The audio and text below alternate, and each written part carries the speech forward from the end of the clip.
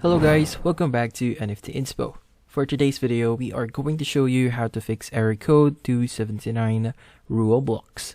So the first thing that you want to do here is you want to open up your command prompt. So just click on the Windows logo on your keyboard, and that would actually prompt the search here. So just type in CMD and just open this up. So the next thing that you want to do is to enter the following commands that I'll be showing you.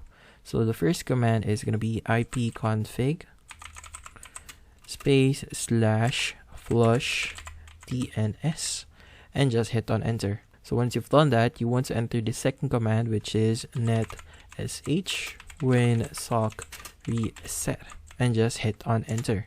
So it requires you to elevate your access here, so you just need to close your command prompt and just enter command prompt again in your search, and here just right click on it and just run it as administrator, and from here just enter the command again and enter netsh when sock reset, and here it says successfully reset the WinSock catalog.